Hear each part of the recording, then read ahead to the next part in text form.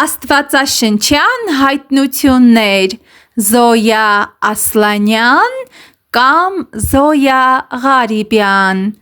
Նախանձությունը միջար ոգի է Նախանձությունը միջար ոգի է Նա է չարության հիմքը մեղքի մեջ Ինչպես աստվածայինի մեջ Աստծո ագապե սիրո հոգին է բարության հիմքը, նախանձի ոգին էլ աշխարհի կործանման պատճառն է, որը սատանայի միջոցով մտավ աշխարհ, երբ նա նախանձեց Ադամին ու Եվային,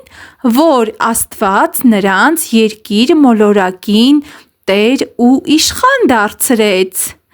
Նա նենգությամբ իր նախանձ ոգին մտցրեց մարդու մեջ, խաբելով, նրանց մեղքի մեջ քաշելով ընդդեմ Աստծու այն ժամանակ, երբ նրանք հնազանդվեցին սատանայի խոսքին ու կերան արգելված պտուղը: Դրանից հետո այդ նախանձի ոգու չար գործը տեսնում ենք Կայենի մեջ,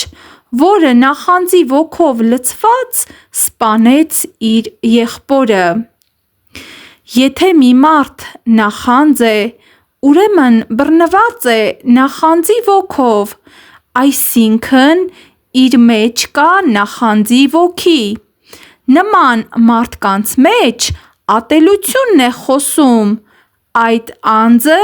վեճեր է ստեղծում, ըմբոստություն կա իր մեջ: Ինչպե՞ս կարելի է ազատագրվել: Միմիայն Հիսուսի միջոցով,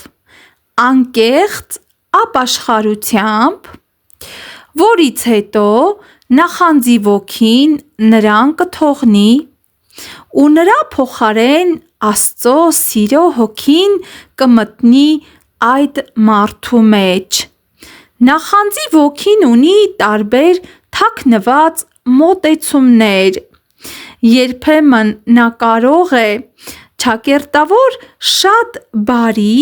հանգիստ, սիրալիր ու խաղաղ մոտեցում ցուցաբերել, ինչպես որ սատանան Եվայի հետ դրախտի պարտեզում իր խոսքով խաբեց: Նա շատ հանգիստ ու սիրալիր խոսակցություն սկսեց, բայց իր մեջ նստած էին նախանձը, չարությունը, ատելությունը: Նա եկել էր գողանալու, սպանելու, ամեն ինչ փչացնելու համար: Դրա համար էլ Հիսուսն ասաց. «Գողը գալիս է միայն որպեսզի գողանա ու սպանի և կորստյան մատնի: Ես եկա, որպեսզի կյանք ունենան և առավել ևս ունենան»: Հովհաննեսի ավետարան 10:10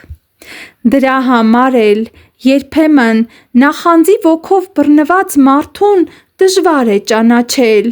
Նրանց պտուղներից պետք է ճանաչել: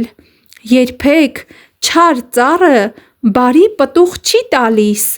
Ամեն մի մարդ ընդունակ է իր մեջ իմանալու, թե ինքը նախանձի ոգով բռնված է, թե ոչ: Եթե այո,